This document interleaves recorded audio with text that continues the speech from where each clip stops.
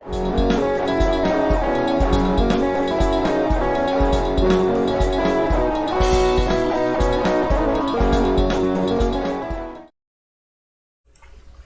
pessoal, boa tarde. Estamos todos aqui, né? Na terça-feira, dia 21 de setembro, agora em gravação já. Nossa aula de geometria diferencial deve ser a 11ª, não sei. E a gente vai continuar avançando na teoria, né? A gente estava vendo superfícies, tá certo? Tínhamos já uma definição do que era uma superfície regular, o que era uma superfície parametrizada regular e vimos alguns exemplos desses objetos, né? Vão ser o nosso objeto de estudo principal daqui para frente. Tá bom? Então, só para a gente retomar rapidamente, não perder o fio da meada, né? A gente tinha aqui um subconjunto do R3. Vocês conseguem ver bem isso? Tá legível? O áudio tá ok, né? A gente estava conversando um pouquinho antes, acho que tá bom. Então, esse cara aqui vai ser uma superfície regular se para todo ponto P, o conjunto M, existem um aberto do R2 contendo ponto P. Existe um aberto U do R2. Como é que eu vou trazer esse cara para cá? Assim. U contido no R2 e V no R3 contendo ponto P.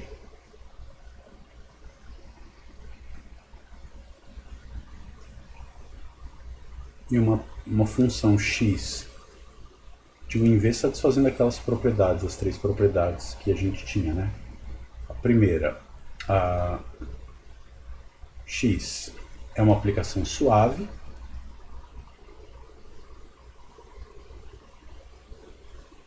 como a aplicação de R2 em R3. 2. X é um homeomorfismo local, né?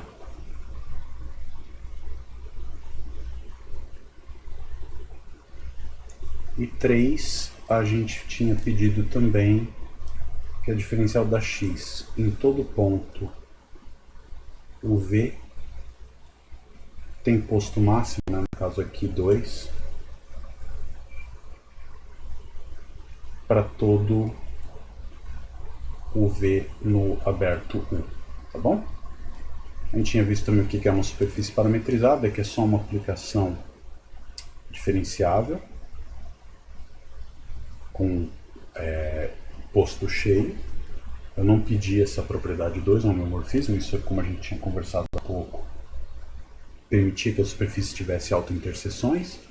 E já falando da pergunta do Eduardo, né, a definição que a gente tem é a definição de subvariedade mergulhada no R3. A definição que a gente viu de superfície parametrizada regular dá o quê? Dá a sua imagem é o que a gente chamaria de uma subvariedade imersa no R3, né? Da teoria, você sabe, da teoria do cálculo, você sabe que toda imersão localmente é um mergulho, né? Então, quando você está estudando aspectos locais, em torno de um ponto, você sempre pode supor que existe uma vizinhança de modo que a tua superfície seja um mergulho, tá bom? Então, né, nesse sentido, a gente tinha feito alguns resultados, né? A gente tinha mostrado que a função inversa era um diffeomorfismo, tá certo? A x a menos 1 que sai de V e chega em U era uma função diferenciável também, acho que a gente fez isso na aula passada, construímos alguns exemplos, tá? Fizemos tudo isso, e aí a última coisa que a gente tinha feito era o exemplo de uma superfície de revolução, né? Então a gente tinha visto como exemplos importantes, né? O helicoide, não tem mais acento. Estou entregando a idade aqui, helicoide, superfícies de revolução em torno do eixo Z, né? Ou seja, quando você está olhando desse jeito, uma rotação em torno do eixo Z, tanto no R3 quanto no L3, é uma isometria, né? Que ela vai fixar o eixo do tempo, o eixo Z, e vai ser no complemento ortogonal uma rotação que é uma isometria daquele espaço bidimensional. Então, rotações que fixam o eixo do tempo são, como essas, na verdade são aplicações pseudo-ortogonais que preservam a orientação temporal, né? É uma aplicação de Lorentz. Você poderia fazer outros tipos de rotações hiperbólicas em torno de outros eixos, aí ia aparecer na matriz de rotação cosseno hiperbólico, seno hiperbólico. Isso é uma coisa que mais para frente a gente vai estudar, né? Eu poderia pegar uma curva, por exemplo, num plano de tipo tempo e no plano de tipo espaço e rodar ela em torno de outro eixo, tá certo? Você obter superfícies que para efeito de R3 tanto faz, porque a gente não distingue o papel dos eixos. Agora, quando eu fixo no L3, por exemplo, que é a última coordenada da direção do tempo, aquele eixo passa a ser um eixo especial, então você tem que tomar algum cuidado, né? Há mais exemplos de superfícies, né? Um exemplo bem importante, né? Então, mais exemplos, né? São coisas que você deve ter visto lá no curso de cálculo 5 ou no cálculo integral, né? Se você tem uma F que é de um certo aberto do R3μ, vai, chegando em R. A gente sabe o que é um valor regular, né? Dessa função, né? O que era isso?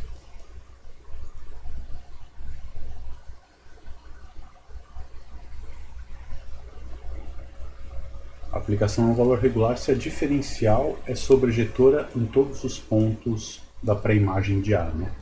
Então, se a diferencial da F no ponto Q é sobrejetora, nesse caso concreto, para todo Q na imagem inversa do A. Nesse caso concreto, o que é a diferencial sobrejetora? A diferencial aqui vai ser uma aplicação linear de R3 em R. Então, ser sobrejetora é equivalente a ser não identicamente nula, né?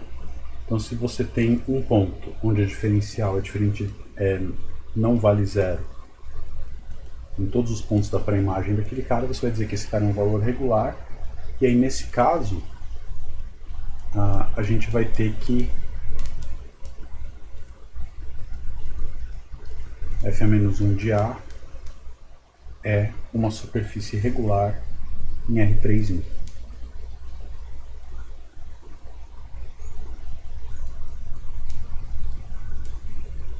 Tudo bem? Isso é claro para todo mundo? Deixa eu dar uma olhada lá na tela.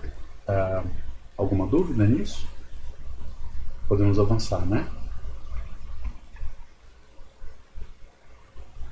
Então, a gente tem uma lista de exemplos grandes. A demonstração desse fato, para quem não lembra, ela segue basicamente do teorema da função inversa, né? O fato dessa diferencial ser sobrejetora quer dizer que pelo menos uma das derivadas parciais é não nula, e aí você usa ela com o teorema da função inversa para resolver o problema, tá bom? Localmente você vai conseguir tirar uma das coordenadas como função das outras duas no conjunto dos pontos onde a f é constante igual a, né? Grosso modo, o que você está pensando aqui é a superfície de nível A da função f, tá bom? Se você quiser lembrar lá do cálculo 2, quando que isso é uma superfície de verdade, uma condição suficiente é que a diferencial da f em cada um dos pontos desse conjunto de nível nunca se anule, tá? Então, beleza.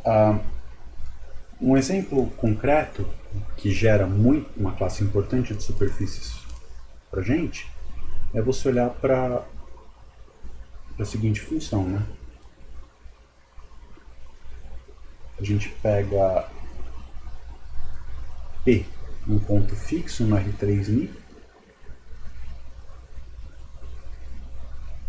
e olho para a seguinte função, né?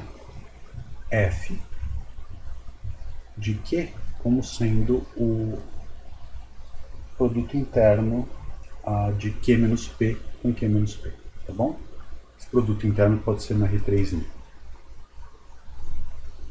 Tá certo? Então, isso aqui, por exemplo, olhar conjuntos de nível dessa função, olhar com os conjuntos de pontos em que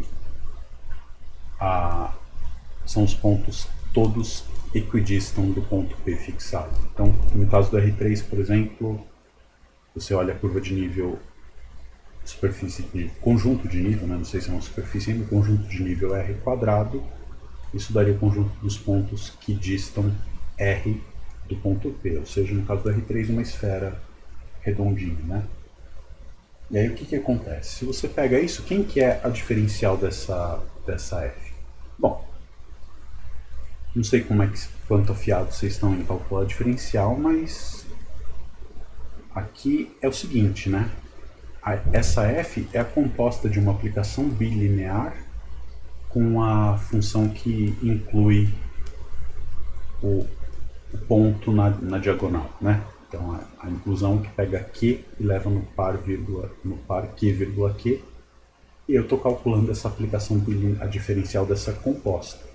A inclusão é linear, então a diferencial é ela própria, a diferencial da bilinear todo mundo sabe, aplica na primeira, mantém na segunda, mais mantém a primeira, aplica na segunda, e aí nesse caso, como em cada uma das coordenadas o que eu tenho é uma translação da identidade, a diferencial ela própria, no frigir dos ovos, o que a gente tem aqui é que a df, aplicada no ponto Q, calculada num vetor V, é nada mais nada menos do que 2 vezes Q menos P produto com V, tá bom? Isso para todo V no R3. E aí essa diferencial é claramente sobrejetora porque ela não é identicamente nula, né? Produto escalar, esse produto escalar não é sempre zero. Só vai ser sempre zero quando P e Q forem iguais. Então, tem um único ponto onde a diferencial não é sobrejetora. Fora desse ponto, a diferencial é sobrejetora sempre. Então, se você escolher qualquer número fixo, a gente vai ter que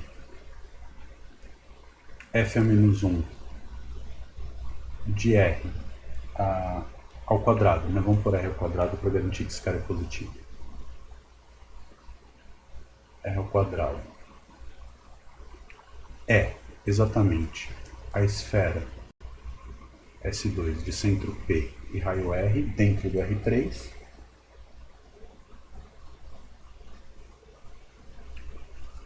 A inversa. Se eu tiver no L3, o que é o conjunto dos pontos que valem a norma do vetor menos P vale R quadrado, né? Para ter um modelo na cabeça, pense que o P é a origem, eu estou pedindo que, sei lá, se o ponto Q tem coordenadas x, y, z, eu vou querer que x2 menos y2, x2 mais y2 menos z2 seja igual a r ao quadrado, né? Isso dá o hiperboloide de uma folha, que lá no texto a gente está denotando como S2 índice 1, é o que a gente chama de espaço de De Sitter, né? Ele é um cara que é o análogo à esfera euclidiana quando eu estou no L3, é o conjunto dos pontos que equidistam ou que distam R do ponto P, quando R for positivo, né? R quadrado for positivo. E se você olhar para f a menos 1 de menos r quadrado, aí aqui no L3 isso faz sentido, vai dar o conjunto dos pontos P igual a zero, vai para fixar, x2 menos x2 menos y2 mais z2 igual a r quadrado, isso dá o hiperboloide de duas folhas, né? E a gente denota isso como sendo h2 mais PR, eu já vou fazer uns desenhos aqui, né? Reunido com H2 menos de PR, tá? Esse cara aqui, por conveniência, a gente vai simplesmente chamar de H2, não à toa, tá? Uma das metades do hiperboloide de duas folhas, H2PR, se quiser, tá? São esses caras aqui que estão dentro do L3, né? Vão ser superfícies regulares também. Essa aqui é uma superfície regular conexa, que não é simplesmente conexa, para quem sabe o que eu estou falando. Isso aqui é uma coisa que é interessante também, né? Se você olhar no L4 e pegar o S31, o S31 já é uma variedade, se você quiser dizer assim, uma variedade de dimensão 3 que é simplesmente conexa, né? Então, para todo n maior ou igual que 3, o hiperboloide de uma folha é uma variedade, é um espaço topológico simplesmente conexo. Tá? Isso não depende de estrutura diferenciada, nada, só coisa contínua. E em dimensão 2 ele ganha um buraquinho ali no meio, né? Se a gente fizer os desenhos, você já conhece. Esse aqui é o S2, 1. Né? E esse cara aqui é o hiperboloide de duas folhas. Aqui é... Bom, o ponto aqui no meio é o ponto P, e o vetor que liga o ponto P a qualquer ponto dessa superfície, o produto, o quadrado da norma Lorentz dele é constante igual a R quadrado. E aqui é a mesma coisa, né? O hiperboloide de duas folhas. Ele é uma variedade que já não é mais conexa, né? É horrível esse desenho aqui.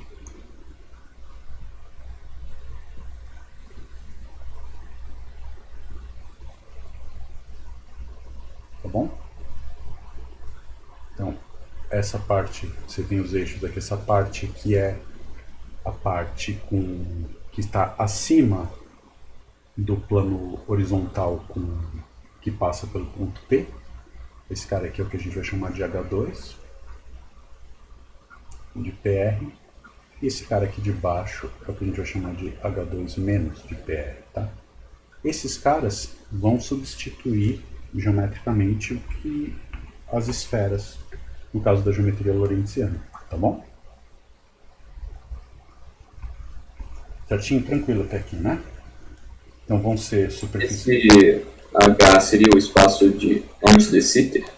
Não, não é o anti de Sitter, tá? O anti de Sitter é outra coisa, um pouquinho mais complicado do que isso, tá? Não é só trocar o R por menos R quadrado que te dá o anti de Sitter, tá bom? Depois, se for o caso, a gente pode até falar dele em algum momento. Vai ser interessante. Quer dizer, quando você está em dimensões mais altas, o espaço anti de Sitter ele joga um papel importante. Aqui, para superfícies em R2 e R3, e superfícies bidimensionais em R3, obviamente, esses caras, o de Sitter e o hiperbólico vão fazer o papel das nossas esferas, ou seja, se você botando um pouquinho o carro na frente dos bois, né? A superfície, se ela for regular, em cada ponto ela vai ter um vetor normal. Eu vou poder pegar um vetor normal unitário. Uma superfície no R3, esse vetor normal vai cair sempre na esfera euclidiana, centrada na origem de raio 1. E aqui, dependendo do tipo causal da superfície, ela vai cair no de Sitter ou no H2, que na verdade é o espaço hiperbólico, tá? Mais para frente, a gente, quando começar a estudar métricas e tudo mais, eu vou conseguir mostrar que esse cara, esse H2 que está aí, é um modelo para o espaço hiperbólico, se você já ouviu falar dele, né? Tem o modelo do semiplano, disco Poincaré. Um outro modelo é esse modelo aí, do hiperboloide. Uma das folhas do hiperboloide de duas folhas, tá bom? E aí dá para fazer um monte de coisa bacana, né? Você estudar, comparar como são as geometrias hiperbólicas dos três modelos. Tudo tem que ser a mesma coisa, então você tem que ver que o que é o conceito de reta em uma tem que transportar para outra e vice-versa. Mais para frente a gente vai ver o que é o análogo a uma reta em cima de uma superfície, né? Uma observação, do mesmo jeito que a gente consegue cobrir o R3 como reunião de esferas, né? Você pode pensar que o R3 é a origem reunida com todas as esferas centradas na origem de raio R, para qualquer R maior que zero, tá? Ou seja, isso dá o que a gente chama de uma foliação do R3. Ele é fatiado desse jeito, e aí você tem toda a teoria de foliações. Você quer, por exemplo, descobrir quando ou como são as foliações quando existem por subvariedades do ambiente que tem uma certa propriedade geométrica, né? Então, por exemplo, é claro que o R3 você consegue foliá-lo por planos, que são superfícies que têm a mesma estrutura que a superfície do ambiente, né? São, nesse caso concreto, espaços vetoriais, espaços afins, né? Eu posso folhear por esferas. Uma esfera é diferente de um plano. Eles sequer são homeomorfos, porque uma é compacta e outra não. Então, maneiras diferentes de folhear o espaço. Aqui, com um exercício de imaginação equivalente ao que você olha para folhear o R3 por esferas, você consegue folhear o R3 por superfícies desse tipo, o cone de luz e a origem, né? Então eu consigo escrever todo ponto, uma família de espaços de De Sitter, uma família de espaços hiperboloides de duas folhas. Então eu faço o R maior que zero, tomo a reunião desses caras todos, pego o cone de luz, que está dentro, tá? Se você quiser pensar geometricamente, vale a pena. O cone de luz ele está aqui, assim, né? Se fosse na origem, tá?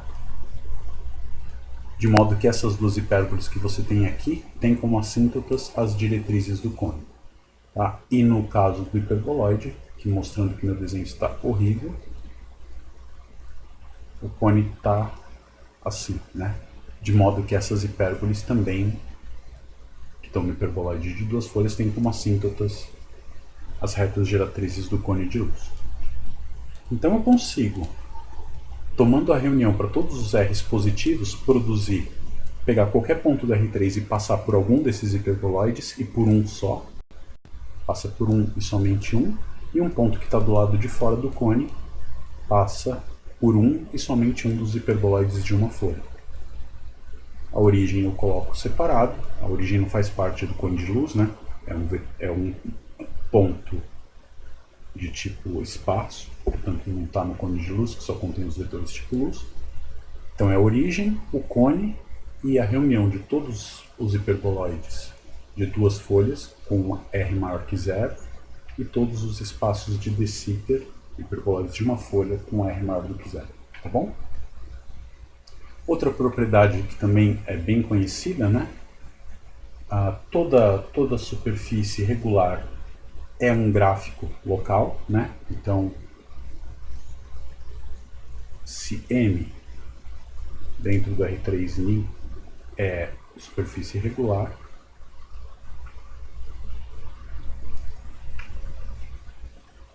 e P é um ponto dessa superfície, existe um aberto V contendo o ponto P, né?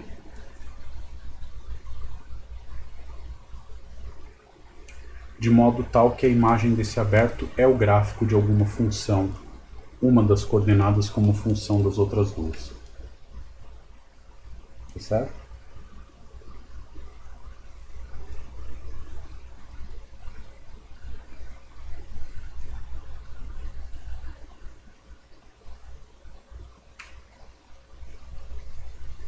Bom, posso escrever assim, né?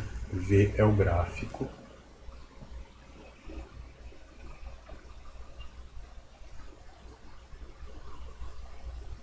de alguma função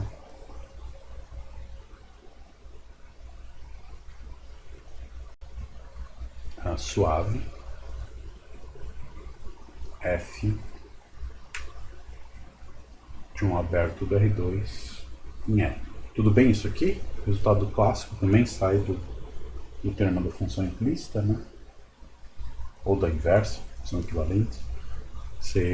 O fato de você ter que a superfície é uma superfície regular, você vai ter um subdeterminante ali que é não nulo, uma diferencial, e portanto você consegue localmente escrever uma função inversa para essas duas coordenadas, pelo menos. E aí você, então, se elas têm a inversa, você consegue escrever a coisa como um gráfico. Não é claro qual coordenada é função de quais outras duas, né? Como é que você faz para saber qual das coordenadas é função de qual? Basta ver qual é o subdeterminante diferente de zero, tá?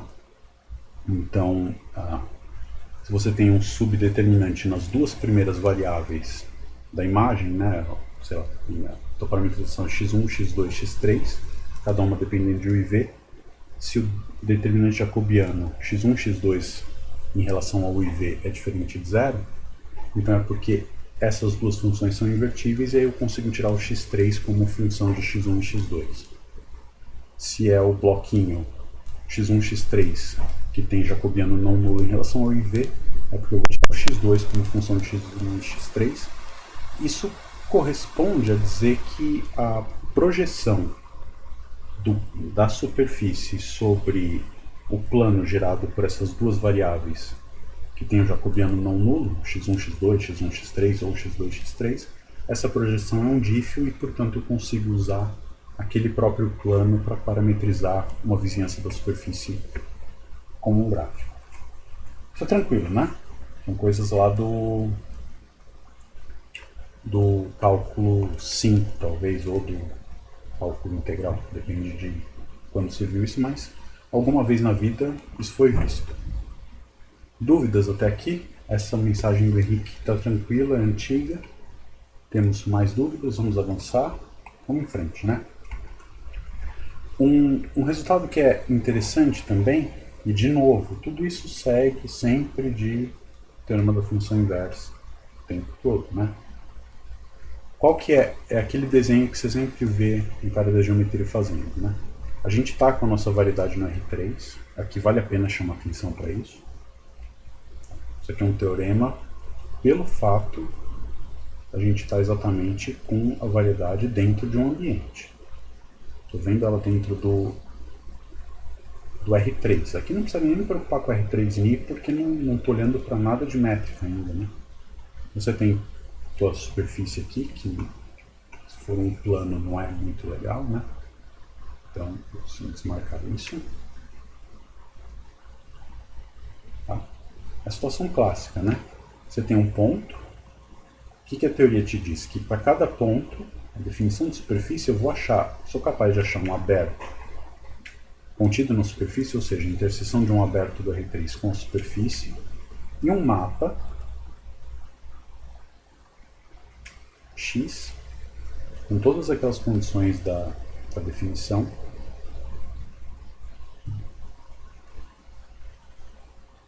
com essa propriedade, né? Tem um certo ponto aqui, o 0v0, você sempre pode pensar que esse cara é origem, se você quiser, mas não precisa esquentar a cabeça com isso agora. Legal. Então, essa propriedade é uma propriedade local, em princípio, tá certo? Cada ponto tem uma aplicação. Então, em princípio, você teria uma coleção gigantesca de pontos, né? E de aplicações. Para cada ponto você vai ter uma aplicação, você tem uma quantidade não numerável e tal, mas você sabe que dá para reduzir isso. Mas o que interessa para a gente é o seguinte: se caso você pega, vamos chamar esse aberto aqui de Vx e esse aqui de Ux, tá? Então, dado o ponto P, existe um aberto Ux no R2, um aberto Vx em N, uma topologia induzida, e a aplicação X que leva um no outro com essas três propriedades. Nada me impediria de ter um outro aberto que ainda passa por cima do ponto P. Tá? E aí eu vou ter aqui então um aberto que eu vou chamar de VY, a aplicação Y, que vai de R2 com as mesmas propriedades. Né? Então aqui eu vou ter um abertinho que eu estou chamando de Y. E o que acontece? Nessa interseção aqui, né, a gente sabe que esse cara é um homeomorfismo, então as duas são homeomorfismos, então nessa interseção eu vou puxar para a imagem de maneira bijetora para cá e vou puxar para a imagem de maneira bijetora para cá. Tá bom? Tem um pontinho que cai lá no ponto da superfície aqui. Então, naturalmente, você tem compostas aqui. Você tem essa flecha. Quem que é essa flecha? É Y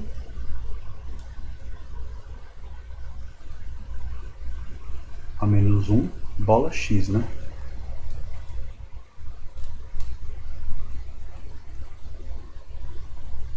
Tá certo?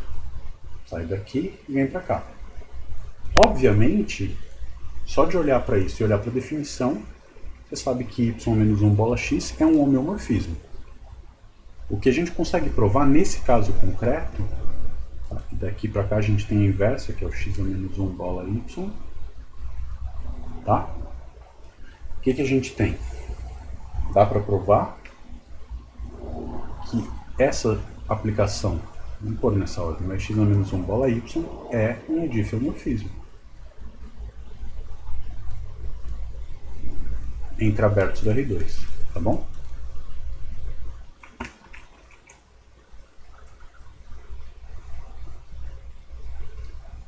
Tá claro isso?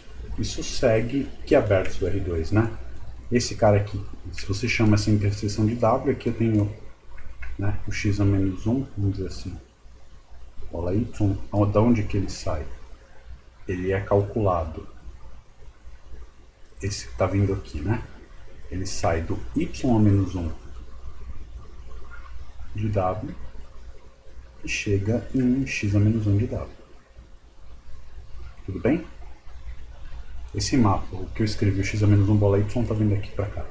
Esse cara, ele é um dífio entre abertos do R2, e isso eu consigo demonstrar usando o fato de que a minha superfície é uma superfície mergulhada no R3. Tá? Eu estou usando o fato de eu saber calcular a derivada das funções x e y e pedir que elas sejam aplicações com posto cheio para provar que essa função entre abertos do R2, as duas que estão ali embaixo, são diffeomorfismos. Tá? Então, isso é o que muda na definição de variedade ou de superfície em R3 ou R3-ni para uma variedade abstrata. Uma variedade abstrata, eu não vou ter essa aplicação X chegando num aberto de uma coisa que está dentro de algum Rn. Não, a minha M é um espaço topológico, Hausdorff, segundo contável, para compacto, é bom, normal, melhor ainda, hipóteses topológicas suficientes para fazer o que você precisa.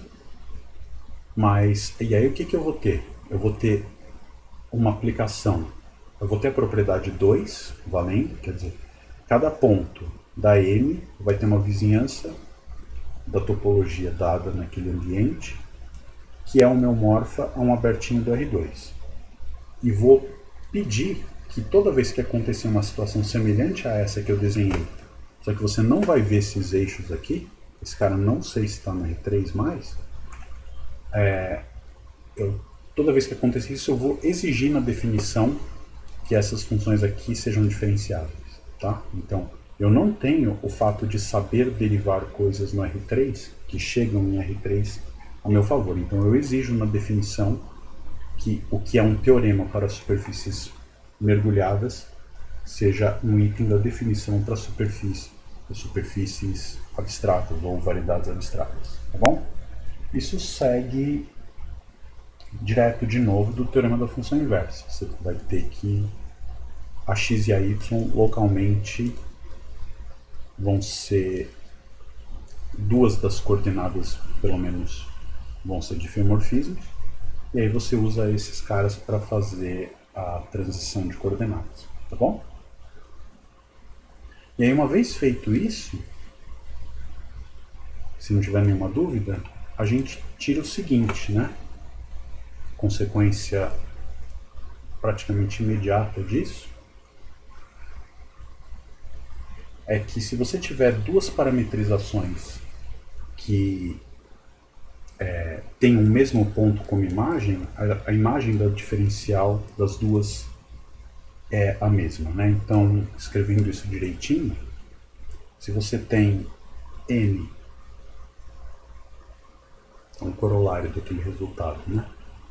Se você tem n, uma superfície regular, e você tem que x de, vamos escrever o x embaixo, tá? Vx, uma parametrização de m em torno de p,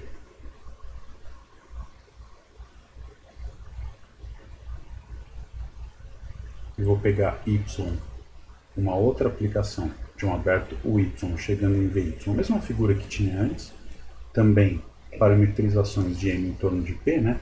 Então, essa aqui, o Vx é um aberto que contém P, o Vy é um aberto que contém P. A interseção desses dois abertos é um aberto que contém ponto P, e aí é essa figura, né? Esses dois caras aqui vão ser de fiomorfismo. Então, o que acontece? Se o ponto P é acertado pelo ponto U0V0 na parametrização X, e acertado pelo ponto U1, V1 pela parametrização Y, então a imagem da diferencial é a mesma, né? Ou seja, se você calcula dx, a diferencial da aplicação x, no ponto U0V0, a imagem dela é esse conjunto aqui, né? A diferencial da x come caras no R2, devolve caras no R3. A imagem das duas diferenciais é exatamente a mesma. Tá? Como é que você prova isso? É uma conta simples, né? A gente sabe que φ dada por x a menos 1 bola y é um dífio, certo? E se ela é um dífio, eu consigo escrever isso direitinho assim, né? Y vai ser o quê? X bola φ. Tudo bem? Então o que vai acontecer, né? A diferencial da y no ponto U1, V1 é exatamente igual a diferencial pela regra da cadeia, né? A diferencial da x no ponto φ de U1, V1 composta com a diferencial da φ no ponto U1, V1. Bom, isso aqui é um difiomorfismo, né? Se φ é um difiomorfismo, dφ é uma aplicação linear bijetora de R2 em R2. Então, uma imagem, você prova que uma imagem está contida na outra e vice-versa. Né? Φ dífio implica que dφ no ponto 1, V1 é um isolinear, né? E aí isso implica automaticamente que a imagem do dy está contida na imagem da dx. Φ de 1, V1, que é o nosso amigão 0V0, né? Lembra que, cadê? Se você está aqui no ponto 1, V1, ele vem no P, quando eu puxo pela x a menos 1, eu caio no 0V0. Então, φ de 1, V1 é o 0V0, beleza? Então você tem isso, e aí, bom, aplica a mesma coisa para inversa. Aqui falta a imagem, né? Como aplicações lineares, tá? E aí você aplica o mesmo resultado para φ-1, você vai obter a inclusão no outro sentido, e aí, tchau, né? Então essas duas aplicações, elas têm exatamente a mesma imagem.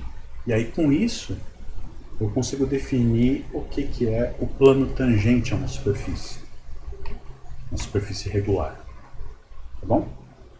Alguma coisa estranha aconteceu, acho que já voltou. Eu fui tentar dar uma olhada lá no chat. Tudo bem até aqui? O Dudu, posso falar assim? Dudu, é o nome que está aqui, né? O W é exatamente o Vx Inter-Vy, tá? Eu vou fechar a janelinha do chat porque ele faz um barulho quando alguém escreve alguma coisa. Então vamos lá. Tá aqui. Aqui, né? Esse W aqui é exatamente o Vx Inter-Vy, tá? É um aberto que contém o ponto P, tá bom? Então, beleza. Com base nessa observação, que quaisquer...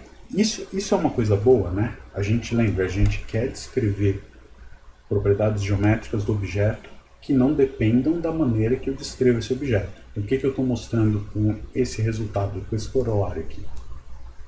Que se eu pegar um ponto da superfície e olhar para uma vizinhança dele, que esteja contida na imagem de duas parametrizações distintas, a imagem da diferencial da aplicação no ponto que tem como imagem aquele ponto P, as duas parametrizações, a imagem da diferencial é a mesma, e a gente vai definir então o plano tangente da superfície como sendo exatamente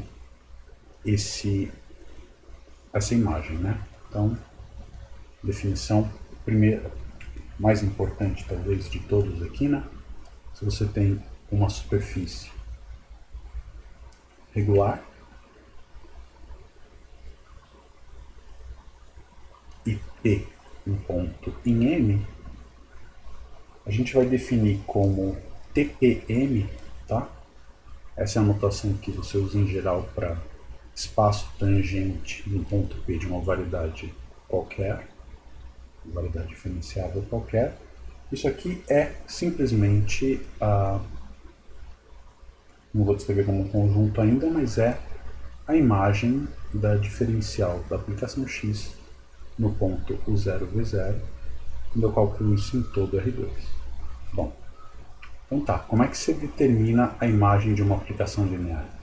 Ela é o subespaço gerado pela imagem de dois caras quaisquer, né? Eu pego uma base do R2. Qual que é a melhor base do R2 que você conhece? Base canônica, tá? Então, quando eu calculo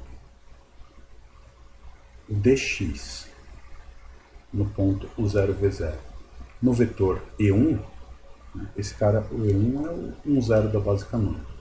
Isso aqui é a derivada parcial da aplicação x na direção de U no ponto U0V0. Idem, você aplica dx no ponto U0V0 no vetor E2, que é o vetor 0, 1 da base canônica, isso é nada mais nada menos que o del x del v. Tá? Então, eu conheço a imagem do 0v0. Eu conheço a imagem da minha aplicação linear nos dois vetores da base canônica. E eu sei, então, que a imagem dessa aplicação linear é exatamente o span desses dois caras. Vou escrever assim, tá? XU, o 0v0, XV, o 0v0. Belezinha? Então, esse cara é o que a gente chama de espaço tangente a M, ou plano tangente aqui, porque eu tenho dimensão 2. Plano tangente a M em P. Tá? Por que isso aqui está bom do jeito que foi definido? Porque se eu pegar qualquer outra parametrização que tem como imagem um aberto contendo ponto P, o dy de o 0v0 no I1, dy de o 0v0 No E2 vão ser dois vetores aqui, vetores do R3, que são vetores que não são esses, mas geram o mesmo plano, por causa desse corolário. A imagem é a mesma. Então, o que você tem é que com uma parametrização x em torno do ponto P, eu obtenho esta base para o plano tangente, e com outra parametrização eu vou obter uma outra base para esse plano tangente. E é uma coisa que você podia pensar e falar, bom, como que é a matriz mudança de base entre essas duas bases? Ela está aqui, exatamente esse cara, tá bom? A diferencial da φ é a matriz que vai te ajudar. Ela é uma aplicação do R2 no R2, né? Mas ela vai ser a matriz que vai consertar esses dois vetores. Tudo bem? Você pega uma base. Eu não sei se eu queria falar isso desse jeito, mas você pega o plano da onde saiu o y, pega uma base lá, essa dφ vai transformar essa base numa base do plano da onde sai a aplicação x, e você vai ter exatamente os vetores obtidos, né? Então, o que a gente tem aqui, se você quiser pensar, para quem já viu o cálculo integral direitinho, sabe bem o que eu quero dizer aqui, né? Você vai pegar uma base, a base canônica do espaço tangente ao R2 no ponto 0, V0. Essa base vai ser levada pela aplicação x num par de vetores aqui. Como o posto é 2, esses dois caras são ali, a imagem vai ser dois vetores ali, vão gerar um plano lá no R3. Aqui eu vou pegar a base canônica do espaço tangente a... melhor o outro verde, né? Vou pegar a base canônica do espaço tangente ao ponto 1, V1. Vou aplicar dy, isso vai me produzir dois vetores também ali e aqui. O fato é que o span, o espaço gerado pelos vetores verdes e o espaço gerado pelos vetores laranja é exatamente o mesmo. Uma coisa importante, eu estou desenhando isso sentado aqui no ponto P, mas do jeito que está definido, isso aqui é um plano tangente que, na verdade, é um espaço vetorial, né? Ele é combinação linear desses dois vetores do R3, portanto eu estou enxergando isso como o plano gerado pelos vetores tangentes a M, mas eu olho ele passando pela origem, espaço vetorial, né? Isso aqui é um espaço vetorial, que eu posso até enxergar ele lá dentro do R3. E, normalmente, né, é usual desenhá-lo, né,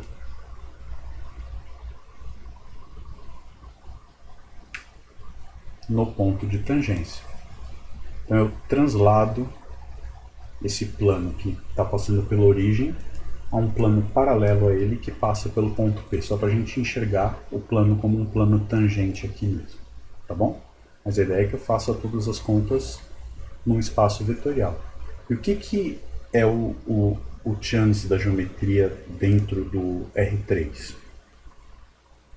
Que foi a sacada que o pessoal teve lá atrás, né? Determinar como a superfície se curva é exatamente estudar como esse plano varia de um ponto para o outro da superfície. E nesse caso que a gente está, se você tem um plano tangente, você tem uma única direção que é normal à superfície naquele ponto. Então pega um vetor normal unitário, então eu vou ter uma aplicação que pega um ponto da superfície e me produz um ponto na esfera, um vetor unitário. Eu vou estudar qual é a imagem dessa aplicação na esfera conforme o P, o ponto na superfície, varia. Para cada ponto vai ter um cara lá na esfera diferente. Ver como essa aplicação varia vai me contar como que a superfície se curva dentro do ambiente, né? Por exemplo, se essa aplicação é constante, se a imagem dessa função, que para cada ponto te dá o vetor normal naquele ponto da superfície, é constante, é porque o vetor normal é o mesmo em todos os pontos, então depois a gente prova isso, mas a superfície vai ser um plano, tá bom? E é o que a gente vai querer dizer que tem curvaturas, as duas curvaturas que a gente vai usar para estudar superfícies, ambas nulas, tá bom?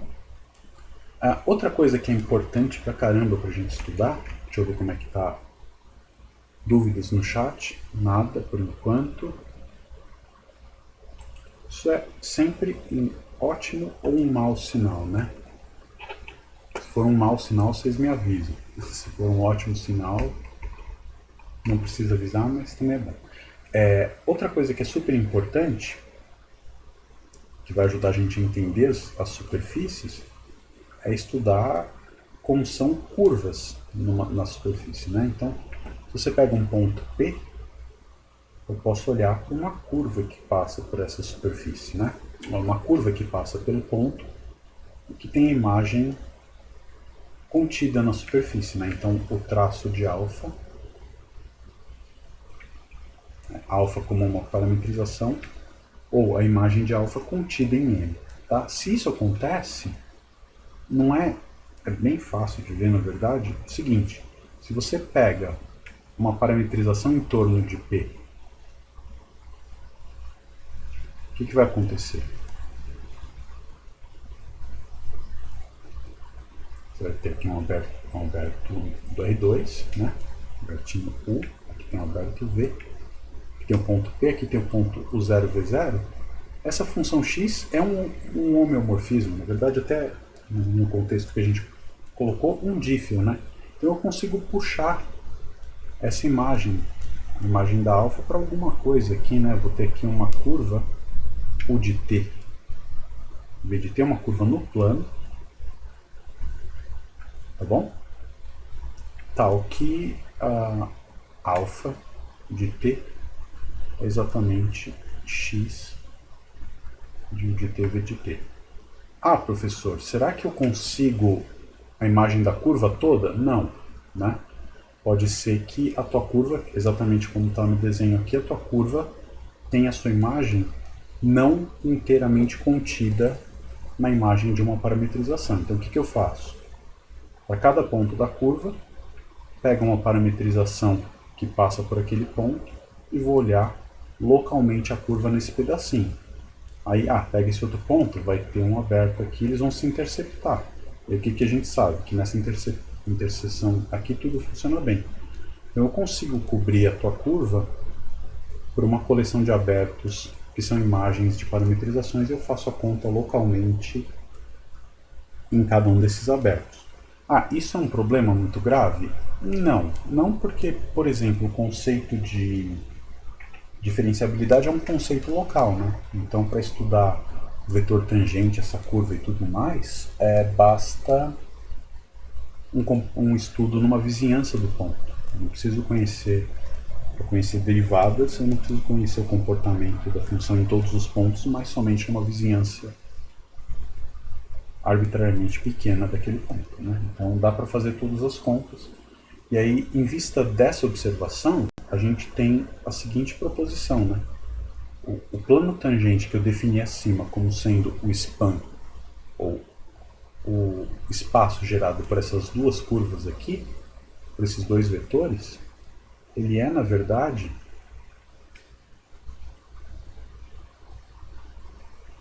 o conjunto de todos os vetores alfa' de zero, tais que alfa é uma curva de um intervalo aberto menos epsilon em M. Você pega qualquer curva que tenha sua imagem contida em M e que passa pelo ponto P, no instante t igual a zero aqui, tá? Então pega todas as curvas que passam pelo ponto P e olha para os vetores tangentes. O conjunto de todos os vetores tangentes a essas curvas é exatamente o plano tangente a M no ponto P, ou seja, o conjunto dos vetores gerados por esses dois caras é exatamente o conjunto de todos os vetores tangentes a todas as curvas que passam por esse ponto. É uma conta relativamente simples e você se convence porque esse cara, quem que é? O XU, se você voltar aqui na figurinha, você pega a curva V igual a constante aqui, olha para a imagem dessa reta, é uma curva que a gente falou na aula passada, uma curva coordenada. O XU é o vetor tangente a uma das curvas coordenadas, e o xv é o vetor tangente a outra das curvas coordenadas. Como eu tinha dito aqui, esses dois vetores são perpendiculares, aqui não precisam ser, mas vão ser certamente ali, como são três. Então, o que acontece é isso, quer dizer, eu tenho que, para uma superfície regular, o plano tangente é o plano gerado pelos vetores tangentes às curvas coordenadas, ou, de todo modo, se você pegar qualquer curva que passa por esse ponto e for colecionando todos os vetores tangentes possíveis, o que você vai obter é exatamente o mesmo subespaço vetorial do R3 ali, o TPM, tá bom? Não sei se a gente precisa demonstrar isso, mas é uma coisa que segue da linearidade, né? Você deriva isso aqui. Quem que é o alfa'? É o del x del u vezes o' mais del x del v vezes v'. O linha e v' são números, então todo alfa' eu estou escrevendo como uma combinação linear desses dois caras. E aí acabou. Tá bom? Quer dizer, tem outra inclusão, né? Mas a outra inclusão segue do seguinte. Pega uma curva, pega o vetor tangente aqui, e o que você faz? Essa curva ela é a imagem de alguém. E aí acabou, né? Se essa alfa é um x de UTVT, acabou. Você define, pega o alfa' aqui, escreva o alfa' como combinação linear do xu e do xv, e esses coeficientes você puxa aqui para serem os coeficientes. Você pega exatamente a reta, né? Você tem pega um alfa' aqui, alfa' de 0. Ele vai ser a vezes del x del u mais b vezes del x del v. Eu pego aqui no plano a reta que passa por esse ponto e tem como vetor diretor o vetor de coordenadas AB. Faço essa composta, acabou, tá bom? Eu chego exatamente no vetor alfa' como sendo a imagem com uma combinação linear de del x del u com del x del v. Tá claro tudo isso? Sim? Não? Podemos avançar? Deixa eu ver como é que tá aqui. Tranquilo, gente? Só me dá um toque aí, vai.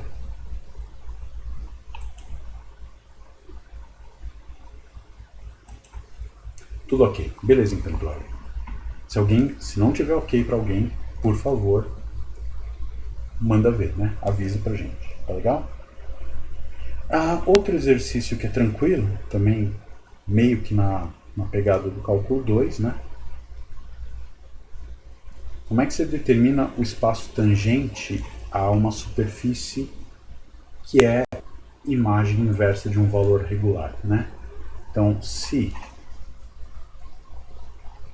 a M é a imagem inversa de um valor regular e P é um ponto de M, então a gente consegue descrever o TPM como sendo alguma coisa. Dá um chute aí pra mim, vai. Deixa eu ver. Vocês estão tão ou mais acordados do que eu agora. Vai ser o núcleo do diferencial. Exatamente, o núcleo da diferencial, perfeito. É o kernel da DF no ponto P, né?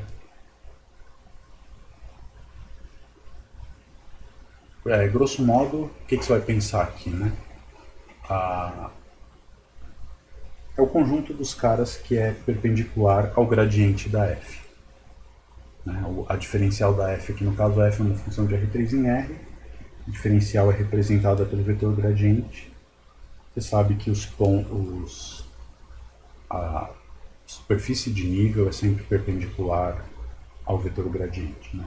Sai disso e desse resultado anterior, né? Você vai ter que f composto com cada uma dessas curvas vai ser uma constante, igual a constante A. Quando se deriva, você tira que o df do alfa' é exatamente ortogonal ao gradiente e, portanto, todos os alfa' são ortogonais ao gradiente. TPM é formado pelos alfa', game over. Beleza. Uma outra coisa que a gente vai precisar estudar bastante é o conceito de funções entre superfícies, e aí eu vou querer fazer algumas contas e exemplos ainda hoje com vocês. Né? Então, para isso a gente primeiro começa estudando o que é uma função saindo da superfície e chegando num Rn qualquer, tá? Então eu vou pegar M, uma superfície no R3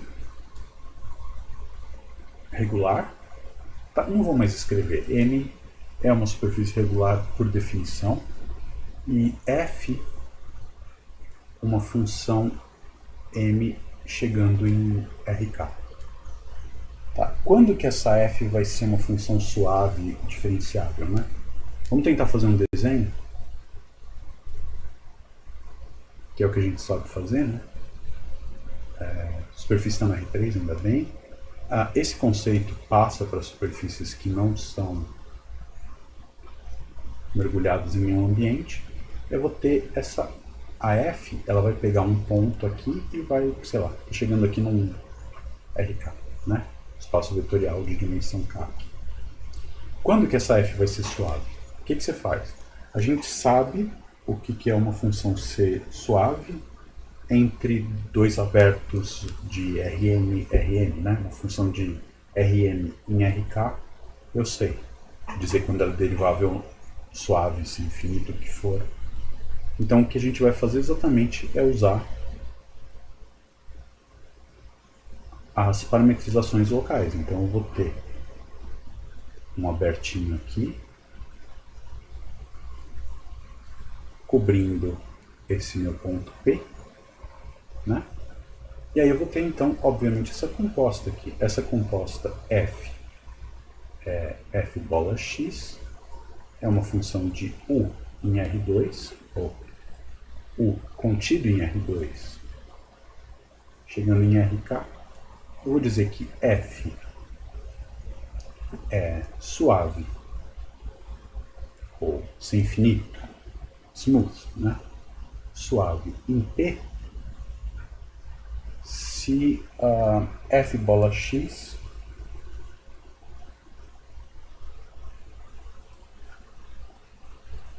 é suave com aplicação de R2 em RK, aqui faltou um K, é suave para toda parametrização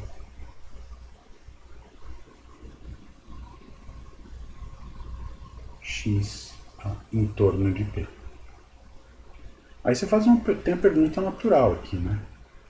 Fala, bom, então o conceito de suavidade depende da parametrização que eu estou usando? Quer dizer, se tem uma parametrização ao longo da qual f bola x é suave, será que vai ter alguma parametrização ao longo da qual a f não é suave? Tá? Só para fixar a nomenclatura, essa f bola x é o que a gente vai chamar de representação local da f em termos da parametrização x, né? Eu estou dizendo como a função f se comporta, dizendo como ela se comporta através da parametrização x.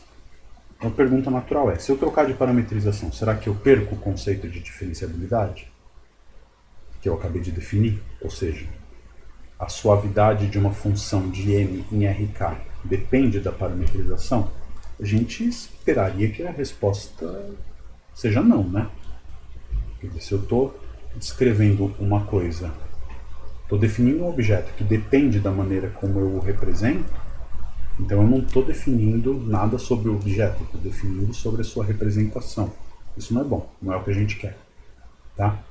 Então é fácil mostrar exatamente que se você tem uma outra parametrização centrada em P, a f bola y, se a f bola x é suave, a f bola y também vai ser. E do que segue isso? Segue do nosso amigão aqui, né? A transição de coordenadas é sempre uma função suave. Então, eu consigo escrever a f bola y em termos da f bola x composta com um desses diffeomorfismos. Então, se a f bola x é um dífio e esse cara aqui é um dífio, a f bola y também vai ser. Tá bom? Então, isso aqui é um conceito que independe. Então, para saber se uma função é suave ou não, basta mostrar que ela é suave em relação a uma parametrização. Tudo bem? Depende da parametrização em torno de P.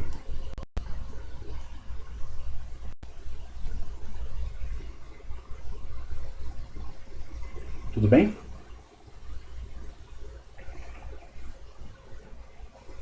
Isso é uma coisa que é tranquilo também, direto.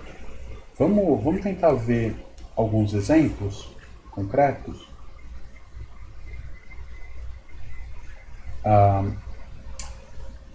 Um que é bem importante, né? Uma família de exemplos, na verdade, né? Que dá uma propriedade. Se você tem f e g, duas funções de n em RK, chegando em RK, suaves, acho que você não gasta meia linha para mostrar que f mais g, uma constante, vezes f, o produto escalar de f vezes g, isso aqui faz sentido, né? A imagem da f e da g são dois caras em RK, eu posso calcular o produto interno, aqui podia até ser o produto interno Lorentz, né? Se RK podia ser um RK-NI aqui, e aí você ia ter o produto do RK-NI, funciona tudo igual, né? São funções suaves. E aí a gente vai escrever, né, só para fixar a notação, a gente vai chamar de sem infinito de MRK, exatamente ao conjunto das funções suaves de M em RK. Tudo bem? É um espaço vetorial, de dimensão infinita, tudo bem, mas é um espaço vetorial. Esse é um exemplo. Bom, função constante. A própria parametrização x é uma função suave, né? Que eu componho a inversa, quero dizer, x a menos 1, que é uma função de m em R2, é uma função suave porque x a menos 1 composta com x é a identidade e a identidade é suave. Então, o que a gente está recuperando aqui? Que a função x a menos 1, ou seja, a função que pega um ponto da variedade e me produz um ponto aqui no R2, é uma função suave, é uma função derivável e, portanto, as parametrizações vão ser diffeomorfismos entre abertos do R2 e abertos da tua superfície regular. Tá legal? A outra coisa natural de pensar é você tem duas superfícies e você quer estudar funções entre superfícies. Não tem segredo, né? Aqui duas superfícies regulares em R3-NI, eu vou ter uma f de m em n. Tá bom? Opa, apitou alguma coisa. O que isso quer dizer? Quer dizer que alguém chegou, ou alguém saiu, ou alguém tem uma pergunta? Ah, não, o Thiago levantou a mão. Pergunta. Fala, Thiago. Você definiu o que significa f ser suave, mas também dá para definir o que seria a derivada da f? A gente vai fazer isso já, certamente, né? Tá. A diferencial da f, você vai escrever, eu vou antecipar. É que eu ia fazer no caso geral aqui, que cobre os dois, né? Mas a diferencial da f, você vai representar ela em termos das coordenadas da representação local. Tá bom? Então você tem esse mapa de R2 em RK, a diferencial da f no ponto P é a diferencial da f bola x no ponto o 0v0, que tem o ponto P como imagem na x. Tá bom? Então a gente vai ver já já o que é esse tipo de coisa. Eu vou escrever entre duas variedades, né? Ou eu chutando balde aqui. Entre duas superfícies que generaliza isso aqui, né? Pensa que o N aqui podia ser o R2, tá bom? Aí eu estou contemplando esse caso aqui. Então vamos lá, como é que funciona isso? Você tem o R3-NI, você tem duas cópias do R3-NI agora, né? A cópia do R3-NI onde mora a M e a cópia do R3-NI onde mora a N. Então tem as duas superfícies aqui.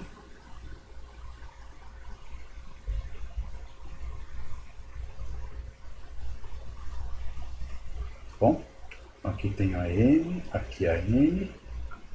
Vamos dizer, eu vou ter um ponto aqui P. Aqui vai estar meu ponto F de P, imagem. Aí o que eu vou ter a F mapeando uma superfície na outra. O que é essa coisa? Como é que eu vou fazer? Bom, esse ponto P, ele vai ter um abertinho aqui em volta dele, né? Que eu consigo diffeomorficamente mapear no aberto do R2, segundo o que a gente acabou de fazer. Certo? Aqui, o F de P, pela definição de N ser uma superfície regular, vai ter um aberto em volta do F de P. Eu tenho uma parametrização Y que eu vou mapear esse cara aqui. Então, quando que a função F vai ser suave? Quando eu fizer essa flecha, essa flecha aqui, o que ela é? Ela é y-1, bola f, bola x, né? Então isso aqui vai ser uma função entre dois abertos do R2. Eu vou dizer que a f é uma entre duas superfícies é uma função suave se a sua representação local entre abertos do R2 é suave. Então, f é suave se y-1, bola f, bola x, ou for, tá bom? Então eu uso a representação local da vizinhança de pontos das superfícies como abertos do R2 para transportar o conceito de diferenciabilidade de funções entre superfície, de funções de R2 em R2 para funções entre superfícies. Tudo isso aqui que eu estou falando podia funcionar muito bem para M como sendo uma coisa de dimensão maior, tá? Aqui eu pedi lá na definição, né? Você podia ter, em vez de ser uma superfície, uma subvariedade, você vai pegar um aberto do Rn, pedir tudo isso e pedir que a dx tenha posto n. E acabou. Isso aqui podia ser uma superfície de dimensão n dentro de um Rn grandão, tá? Então, podia ter uma superfície de dimensão 4 dentro do R20. X vai ser uma função. Em cada ponto vai ter uma função de um aberto do R4 no R20 com todas essas propriedades, dx tendo posto 4. Aí só bagunça um pouquinho aquela brincadeira do vetor normal, né? Que o plano tangente vai ter a mesma definição de antes, só que vai ser gerado por 4 vetores. Eu vou ter 4 vetores dentro do R20, então o complemento ortogonal do espaço tangente vai ter a dimensão 16, naquele caso eu teria 16 direções normais independentes, mas dá para fazer toda a teoria assim, a gente precisa de uma outra linguagem, mas funciona igual. Eu vou tentar falar um pouco disso na palestra que eu vou dar naquele panorama da matemática, se vocês estão matriculados, se quiserem assistir. Eu acho que é a última, né? Sei lá se eu fechar com chave de ouro ou dar o golpe final, né? Sei lá. Mas a ideia é essa, né? Então, a diferenciabilidade de funções entre superfícies é dada pela diferenciabilidade de representações locais. E é aquela mesma coisa, né? Se ela é diferenciável em relação a parametrizações x e y aqui, ela vai ser diferenciável em relação a quaisquer duas parametrizações, por quê? Se tem uma outra parametrização aqui, você tem uma outra flechinha fazendo a coisa funcionar bem aqui, e tem uma outra flechinha fazendo a coisa funcionar bem aqui. Então, daqui para cá é um dífio, sobe, desce, passa para o outro. Se essa aqui é um dífio, a composta com os dífios que acertam a mudança de coordenadas de parametrizações em cada uma das duas superfícies não vai estragar nada, tá bom? Então essa que é a ideia, e aí a gente precisa ver então o que é a diferencial dessas aplicações, né? Vamos ver, antes de falar dessas diferenciais, vamos ver um pouquinho... Bom, acho que vamos falar da diferencial e a gente já faz os exemplos de uma vez, né? Então, o que a gente precisa, né? Primeiro de tudo, se você tem, no primeiro caso, para simplificar, porque eu poderia fazer funções em qualquer RK e não só no R2, né? Então, formalmente, do jeito que a gente está fazendo a teoria, essas coisas são diferentes porque M e N são obrigatoriamente de dimensão 2, né? Então, um primeiro resultado que a gente tem é o seguinte: se você pega um ponto P dentro de uma superfície regular, um vetor tangente no espaço tangente a M no ponto P e uma função suave de M em RK, então o que acontece? A derivada de f bola alfa no ponto t igual a zero, isso, fora a letra tá feia, pode ser uma notação confusa, né? A derivada no ponto t igual a zero, que de outra maneira, né, uma notação do Newton, se quiser pensar, f bola alfa linha de zero, esse cara aqui, ele só depende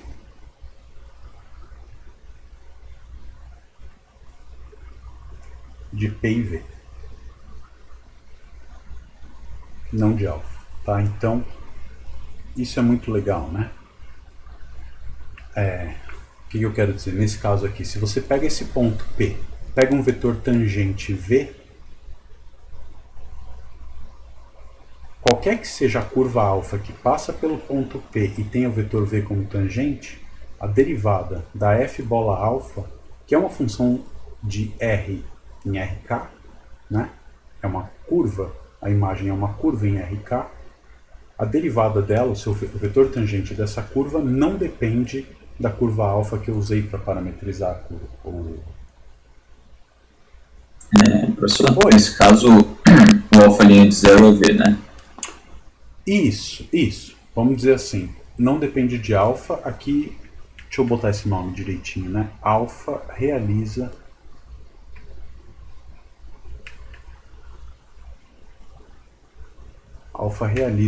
V. O que isso quer dizer? Ou seja, alfa é qualquer curva tal que alfa de zero é P e alfa linha de zero é V. Tá? Então, é mais uma coisa que não depende da representação local. Então, se eu tenho essa composta f bola alfa, a derivada dessa composta independe da curva alfa que eu utilizo para calcular a derivada no zero.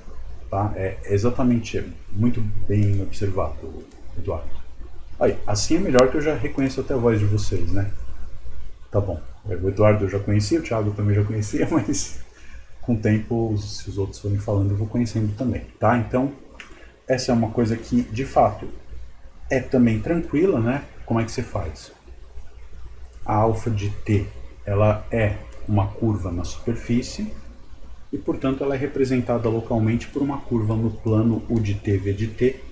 Então, alfa de t é x de u de t, v de t, e aí você deriva esse cara e você vê que o alfa' de t se escreve como xu vezes u' mais xv vezes v'. Sumiu o alfa da brincadeira, tá bom? E aí quando você aplica a diferencial da f, também não vai ter, a alfa não vai entrar na jogada. Então, de fato, isso depende só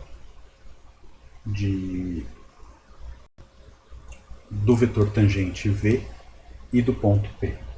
Quando a gente for falar de derivada covariante, isso também vai ser uma coisa que vai ser bem importante para ser feito, né? Então, o que acontece? A gente sabe que se você tem uma f de m em RK, o que a diferencial, em princípio eu disse o que é uma função ser suave aqui, mas eu não disse o que é a diferencial. Em termos de coordenadas locais, eu sei quem é a diferencial desse cara, desse aberto do R2 em RK. Então, a diferencial da f, ela vai ser uma aplicação que vai fazer o quê? Eu vou olhar para a composta da f com todas as curvas que passam pelo ponto P. Eu vou pegar essas pré-imagens aqui. Então, a diferencial da f vai ser dada pela diferencial de f. A imagem da derivada de f bola alfa para todas as alfas possíveis. O que a gente observou? Que esses caras não dependem de alfa, dependem só do alfa'. Então eu consigo dizer que a diferencial da f, que sai da superfície e chega em RK, vai ser uma aplicação linear que vai comer o quê? Um alfa' de zero, onde alfa de zero é P, ou seja, um vetor tangente à superfície no ponto P, e me dá um vetor aqui no RK, que é um vetor tangente ao RK também, mas não importa, tá bom? Então com isso, a gente define, se você tem uma f de m em RK, a df no ponto P, ela vai ser uma aplicação linear que sai do espaço tangente em M, que é um espaço vetorial de dimensão 2, no nosso caso de superfícies, e toma valores em RK, que já é um espaço vetorial por natureza. Tá bom? Então, para conhecer a diferencial, basta conhecer o valor dela numa base. Você tem uma base boa para o TPM. Quando você tem a parametrização x, uma base boa é exatamente as derivadas parciais de x em relação aos parâmetros u e v. Eu consigo escrever a matriz da DFP, não na... Quer dizer, você não tem uma base canônica, né? O que é a base canônica do TPM? Eu pego a base canônica do R2, empurro pela parametrização, chama de push forward, se você quiser isso, e aí você vai ter uma base que é a imagem da base canônica pela diferencial da parametrização. Você vai me produzir uma base que vai ser muito importante para a gente, para o TPM. E aí, conhecendo o valor da diferencial da f nessa base, eu determino em todos os outros pontos, em todas as outras direções, por linearidade, né? Então, isso todo mundo sabe bem, né? Se você tiver... Oi, fala. Desculpe interromper. Fala. Mas então, essa base que a gente vai encontrar do TPM depende da parametrização que a gente está tomando, né? Ao redor do P. Depende. Ok, faz sentido. Faz sentido, né? E justamente uma coisa que vai ajudar a gente a entender a geometria da superfície é ver como essa base varia de um ponto para o outro. Estudar como essa base varia vai... não só ela variar, porque ela podia ser o mesmo espaço e ela ficar girando, mas é melhor do que medir como essa base varia de um ponto para o outro, é detectar como o vetor normal a esse espaço varia, né? Mas são coisas equivalentes. Você poderia não olhar para a base, mas olhar para o espaço gerado. Então, sei lá, eu acho que você já ouviu falar disso. Você poderia estudar a aplicação que mede como que para cada ponto da superfície associa um plano tangente. Então eu tenho uma função que para cada P me dá um plano. E aí tem uma coisa que chama Grassmanniano, que é o conjunto de, por exemplo, o Grassmanniano, 2 Grassmanniano do R3. É o conjunto de todos os planos de dimensão 2 dentro do R3.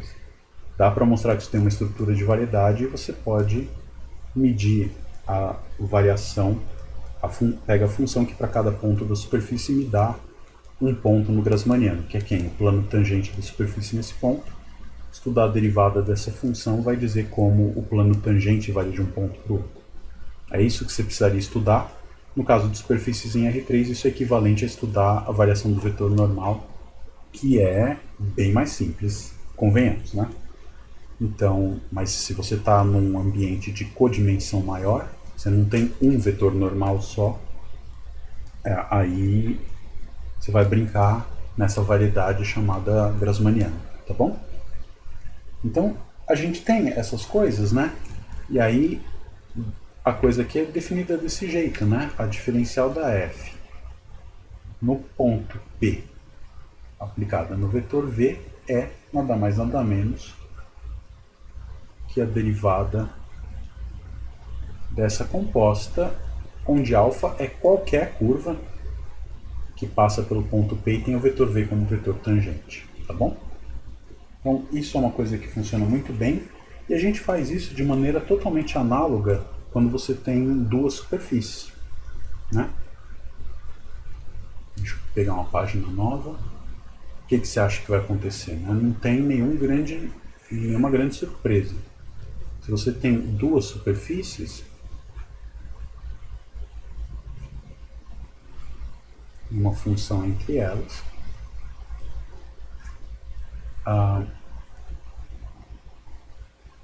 o que vai ser a diferencial da f, né? Vai ter a parametrização aqui, tem a parametrização chamada de y aqui, né? Tem o nosso amigão, que é o y menos 1, bola f, bola x, faltou menos 1 aqui.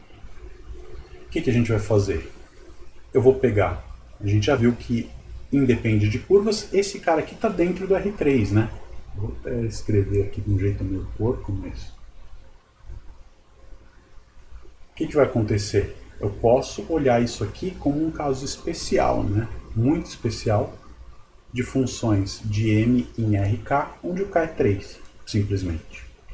Tá bom? E aí o que vai acontecer? Quando eu pegar uma curva aqui, a f vai virar uma curva aqui. A hora que você pegar um vetor tangente a essa curva, a diferencial da f vai levar num vetor tangente aqui. Então, nada mais, nada menos do que fazer o que a gente fez antes, onde a única certeza que eu vou ter agora é que se esse vetor v é tangente a df de v, em princípio é um vetor no R3, mas ele vai cair exatamente no espaço tangente a f de p na tua superfície N. Bom, ele não pula fora. Então, o que a gente tem aqui é uma coisa desse tipo, né?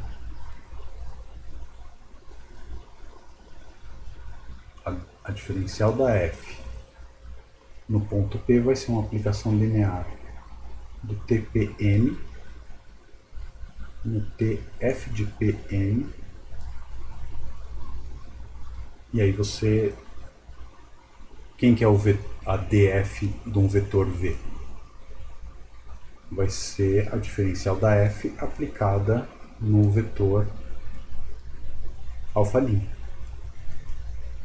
Tá bom? Vai ter uma beta de t aqui, tem uma alfa, aí você tem a beta que é o f bola alfa. Quem que é o df aplicado no vetor v, que é o alfa' de 0? É o beta' de 0, tá bom? Então, sei lá, você tem beta de t igual a f bola alfa de t.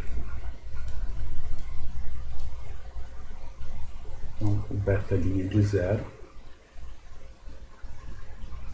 é o df alfa' de 0.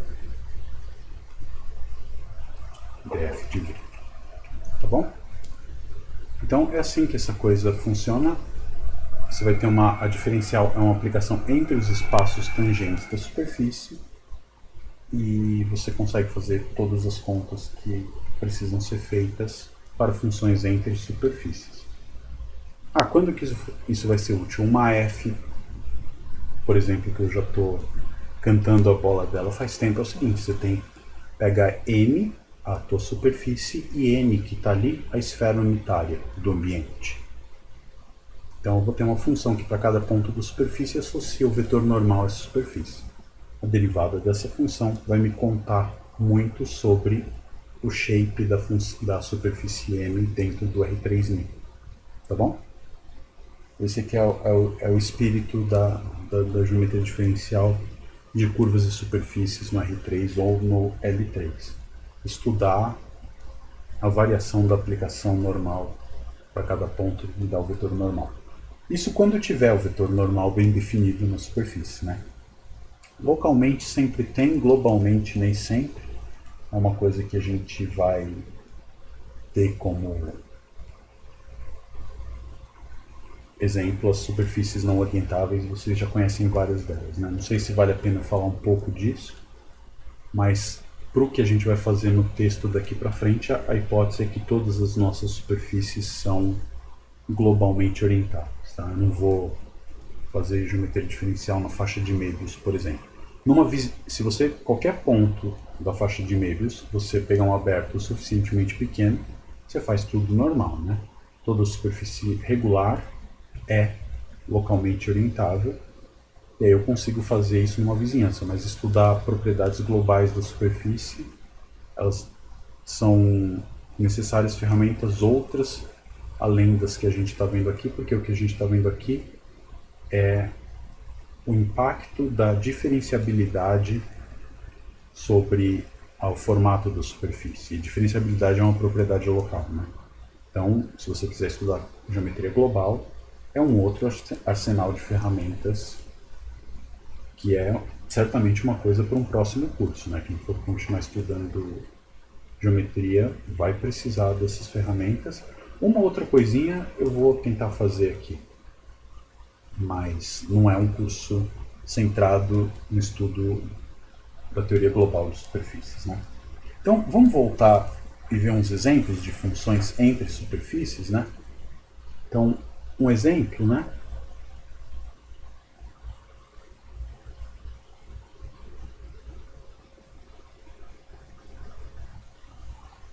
Eu vou fazer um desenho, e tudo bem, né? A gente vai ter como superfícies um cilindro,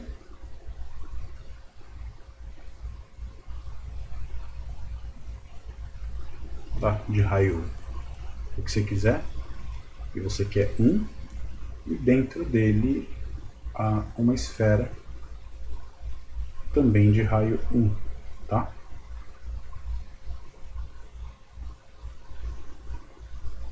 Ou seja, cilindro em torno do eixo Z de raio 1 e a esfera unitária do R3. E o que você pode fazer como função é o seguinte: para cada ponto P da esfera, você associa o F de P no cilindro, que é nada mais nada menos do que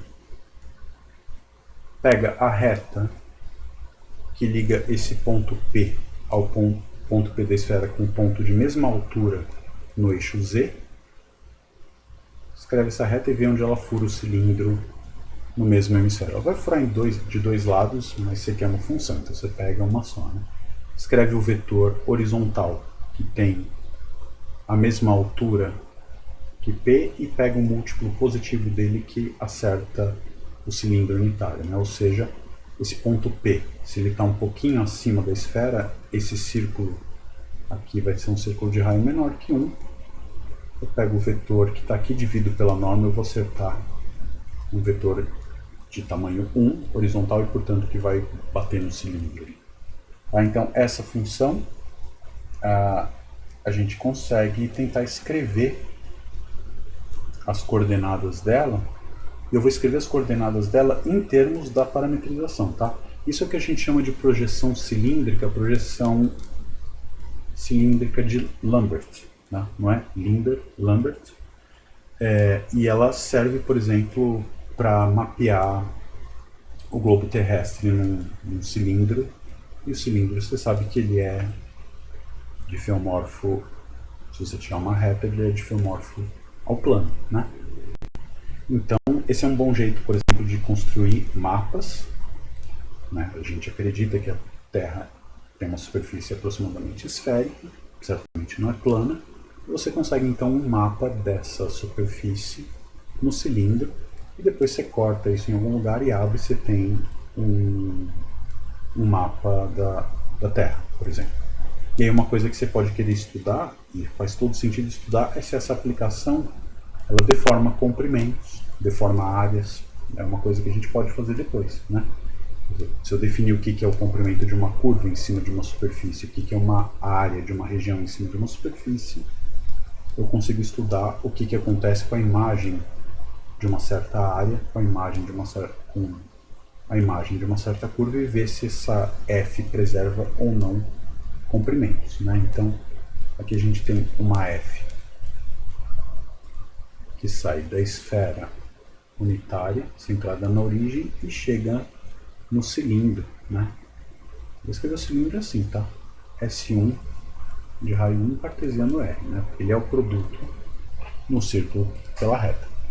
Legal. Então, como é que a gente pode fazer isso, né? Eu vou, em vez de escrever a fórmula da f, eu vou escrever uma representação local dela e aí tentar fazer as contas, né? Ver se essa é uma aplicação diferenciável, por exemplo. Tá? Aqui, veja que você tem... Eu errei, né? Aqui eu vou precisar... Não pode ser na esfera toda, né? Porque senão tem um problema. Eu vou pegar M... E aqui eu vou pegar M como sendo a esfera menos 2 pontos. Eu não posso ter... Eu não sei como definir essa aplicação no polo norte e no polo sul da esfera, né? Claro, eu tenho esse ponto aqui, para qual direção que eu vou, né? Ele próprio está em cima do eixo e não tem o vetor definido.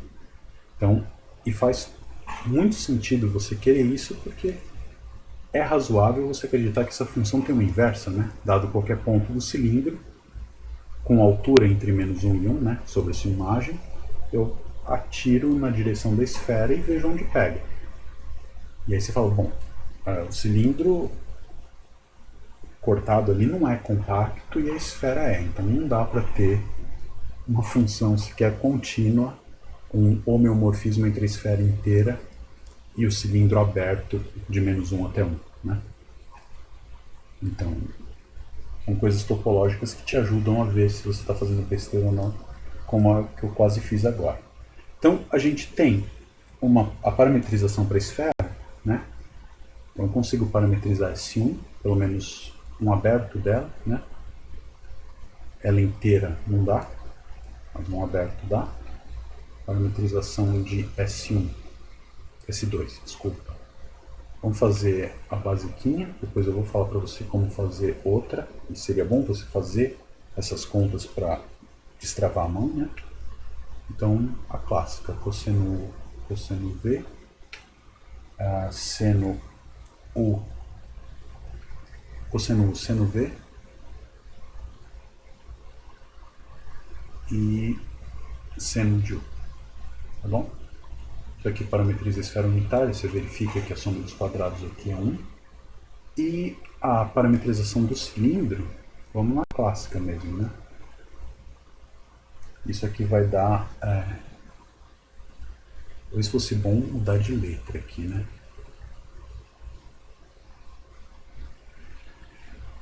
O V, ZW, Z é ruim, letras, S e T, ótimo.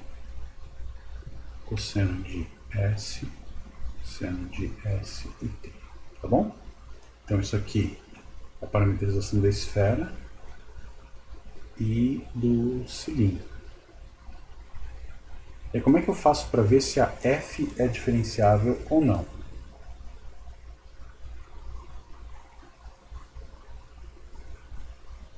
Bom, se você fizer a conta, o que você vai querer é exatamente F calculada em x de UV seja igual a y de ST, mas aí aqui, se você colocar assim, seno de U, vírgula V, você fica feliz, né? Porque se você põe a...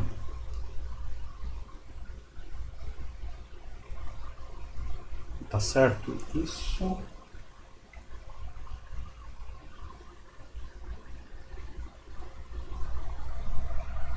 Deixa eu ver.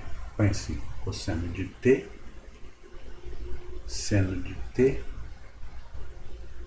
e S. A ordem fica boa. Isso. Aí tá bom, né? Quer dizer, precisa escrever a fórmula da F como aplicação do R3, né? Eu não estou com ela pronta aqui. Mas você escreve a equação, é determinar a equação numa reta, né?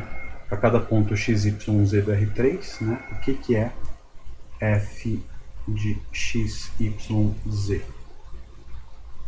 Para cada ponto x, y, z do R3, eu vou pegar a equação da reta, fazer um rascunho aqui, que pega o ponto x, y, z, liga com o ponto 0, 0, z, então quem que é o vetor? Né? O vetor que dá a direção, então eu vou pegar o ponto x, y, z, mais t vezes o vetor x, y, 0, né? Esse é o vetor que dá a direção.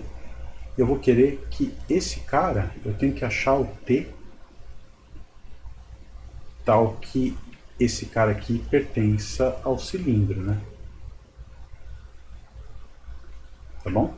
Você tem que fazer essa conta. O que é pertencer ao cilindro? É x2, a soma das duas primeiras coordenadas dá 1, né?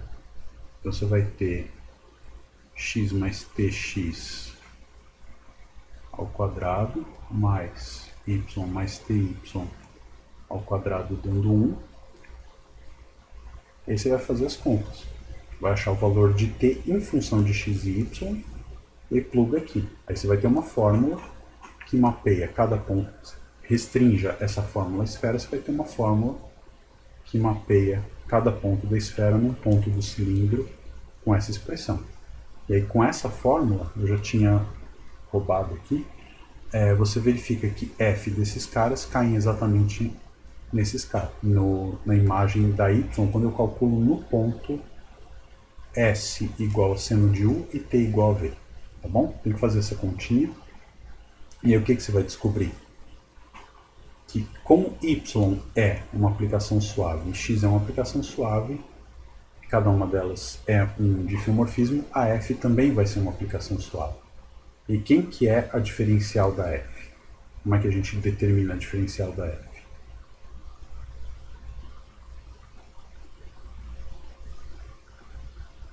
Em cada ponto P na esfera. Você olha, pega qualquer vetor tangente aqui na esfera, e você tem uma descrição boa para os vetores tangentes à esfera. São os caras que são perpendiculares ao vetor P, tá certo? Porque a esfera é a imagem inversa da função norma euclidiana, a imagem inversa do 1 pela norma euclidiana. E aí você consegue, então, descrever o plano tangente, olhar para os vetores tangentes aqui e determinar quem que é a diferencial dessa aplicação. Ou, simplesmente, você tem a diferencial como a aplicação do R3, deriva isso aqui em x, y, z, monta essa matriz 3x3 e restrinja ela aos planos tangentes da superfície esférica no ponto P e da superfície cilíndrica no ponto F de P. Tá? São duas maneiras diferentes.